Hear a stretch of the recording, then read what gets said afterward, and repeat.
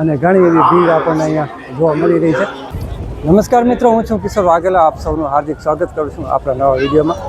તો આજે આપણે માધાપર જે પૂજ્ય શ્રી મોરારી બાપુની કથા ચાલુ છે અને આજે કથાનો આપણે 8મો દિવસ અને આવતીકાલે કથા પૂરી થશે। આવતીકાલે છેલ્લો દિવસ છે, તો આજે આપણે અહીંનો માહોલ જોઈશું। તો હાલ આપણે કથા મંડપની સામે આ બાજુ પબ્લિક હજી પણ આવી રહી છે, ભક્તો ભાવિકો, અને સામે આપણે જે શેરડી રસની સેવા જે ચાલુ છે ત્યાં પણ ઘણી એવી ભીડ આજે આપણે જોવા મળી રહી છે। તો આજે 8મા દિવસે આપણે ટ્રાફિક જોશું મંડપની, કે કથા મંડપમાં કેટલા માણસો છે, કેટલી ટ્રાફિક છે। તો હવે આવતીકાલે છેલ્લો દિવસ છે, તો કાલે છેલ્લો વિડીયો આપણે જોઈશું અને આજનો પણ જોઈ લઈએ। તો હાલ આપણે જે શેરડી રસ સેવાની બાજુમાં અને અહીંયાથી ભાઈઓ અને બહેનોને અલગ અલગ શેરડી રસ સેવા ચાલુ છે। અહીંયા આ બાજુ બહેનો માટે અને સામેની બાજુ ભાઈઓ માટે વ્યવસ્થા છે શેરડી રસની, અને અહીંયા ટ્રેક્ટર રાખેલ છે જેની અંદર શેરડી રસ પી અને ગ્લાસ અંદર રાખી શકે, કચરો ન થાય અહીંયા આજુબાજુ તેની ફૂલ વ્યવસ્થા અહીંયા કરવામાં આવી છે। અને આ બાજુ સામે આપણે જે ભાઈઓની લાઈન છે શેરડી રસ માટે, તો ટ્રાફિક તમે જોઈ શકો છો। આ બાજુ જે ભોજનાલય આવેલું છે ત્યાં પણ માણસો ભક્તો જે ભોજન માટે જઈ રહ્યા છે, અને અહીંયા શેરડી રસની સેવા ચાલુ છે। તો અહીંયા ભીડ તમે જોઈ શકો છો, કેટલા માણસો છે અહીંયા શેરડી રસ સેવા માધાપર કચ્છ। આજે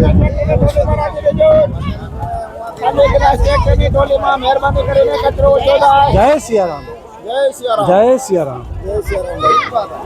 તો નળ દ્વારા અહીંયા કને જે શેરડી રસ ગ્લાસમાં લઈ અને આરામથી ઠંડો, જય સિયારામ, ઠંડો રસ પીએ ભક્તો, અને ત્યારબાદ અહીંયા ટ્રેક્ટર છે તેની અંદર તેને ગ્લાસ ખાલી રાખે, જેને કારણે કચરો ન થાય।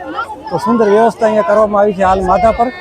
સોસાયટીના છે, અમારા સોસાયટીના ભાઈઓ બહેનો બધા શેરડી રસમાં છે, સતત 9 દિવસ સેવામાં બહુ સુંદર કાર્ય અને સારો તમારો અહીંયા કને જે સેવાભાવી બહેનો અને ભાઈઓ સાથે મળીને અહીંયા સેવા કરી રહ્યા છે।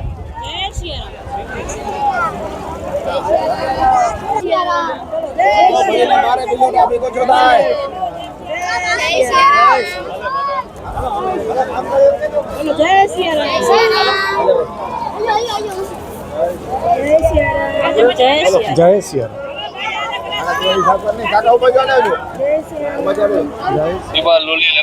આ બાજુ જે શેરડી રસ સેવા તેની આગળ સામે જે સ્ટોલ આવે છે, મેડિકલ સ્ટોલ, અને જે આપણે અહીંયા કને પુસ્તકાલય, જે ધાર્મિક પુસ્તકો અહીંયા મળી રહી છે, અને આ બાજુ ગાયો માટે દાન માટે અહીંયા પેટી રાખેલ છે। તો મિત્રો આજે કથાનો 8મો દિવસ ને આજે હવામાન અહીંયાનું બહુ સરસ, એટલે પવન સારો લાગી રહ્યો છે, આજ જોરથી પવન લાગી રહ્યો છે। અને સામે આપણે કથા મંડપ એકદમ હાઉસફુલ છે, તે પણ આપણે જોઈશું। અહીંયા બારે જે ભાવિકો તમે જોઈ શકો છો, સામે પવનના લીધે કેટલો પવનમાં કચરો અહીંયા જે ઉડે છે ચારે બાજુ, અને મંડપ પણ થોડા ઘણા ત્યાં લહેરાઈ રહ્યા છે। તો હવે જોશું આપણે અહીંયાની ટ્રાફિક અંદર। તો આ છે મેન ડોમ, અને મેન ડોમની બાજુમાં અહીંયા ભાઈઓનો ડોમ જે હાલ વરસાદમાં અહીંયા પડી ગયો હતો, અને ફરી આપણે જે અહીંયા બાંધવામાં આવે છે, જે છાંયડો મળે અને ભાવિકો બેસી શકે અહીંયા। તો આખો જે ફૂલ ગીચ ભર્યો છે અહીંયા।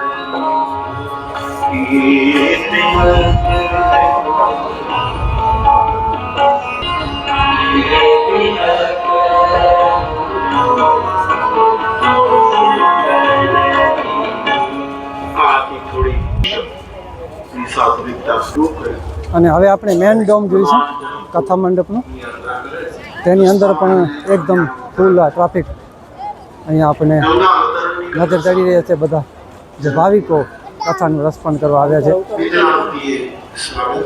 તો આખો જે કથા મંડપ છે હાઉસફુલ છે આજે। ચારે બાજુ જ્યાં જોશું ત્યાં ભાવિકો આજે કથા સાંભળવા માટે 8મા દિવસે, કારણ કે આજે આવતીકાલે છેલ્લો દિવસ છે, તો આજે ભાવિકો બધા ઉમટી આવ્યા છે આજે, અને ઘણી એવી ભીડ આપણને અહીંયા જોવા મળી રહી છે। સીતાવાળો સુંદર સદન સંતો પાસે ભક્તિ રહેતી હોય ત્યાં ભગવાન અથવા તો જો ભક્તિ હોય એ જ ભગવાનનું નામ શું બાકી તો ભક્તિ વગર તો બધું અસુંદર છે. સુંદર સદન અને ત્યારબાદ આપણે હવે અહીંયા જે બાઈઓનો જે અહીંયા મંડપ છે તે બહેનોનો મંડપ પણ જોઈશું કે કેટલી બહેનોની મંડપમાં ટ્રાફિક છે. અહીંયા બાજુમાં જ અહીંયા બહેનોનો મંડપ છે, અહીંયા પણ ફૂલ ટ્રાફિક છે. તો મેન ડોમની બાજુમાં જ જે બહેનોનો મંડપ અહીંયા કને તે પણ ખીચો ખીચ એ બી ભાવિકોથી ભર્યો છે. ત્યાં પણ જગ્યા નથી, આખો ફૂલે ફૂલ મંડપ આજે આપણને જોવા મળી રહ્યો છે. તુલસીદાસજીએ નગર દર્શન કરાવ્યું છે. આખું નગર રામ સાંજના પાછા આવ્યા, સંધ્યા વંદન કર્યું. પાછું પેલું કરે કે ગુરુમુખી હશે તો મુક્ત એક એક વેણ જ્યાં સુ વચન રંગ કર દે કર આપણને કે એવી લાગી ગઈ સાહેબ. ભજન નથી બધા ક્યારે ગાયા નથી, કારણ કે હવે ગાઈ નથી શકતા, કારણ કે એટલું ગુરુ ગાય એવી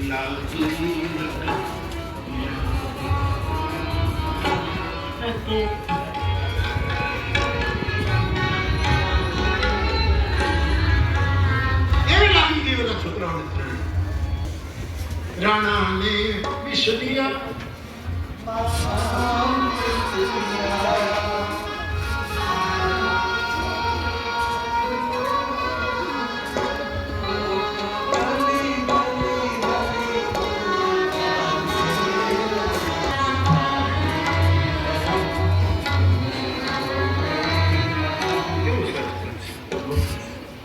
ત્રણેય લાગી સેવા કરવી જોઈએ. ધર્મગુરુ બોલ્યા છે,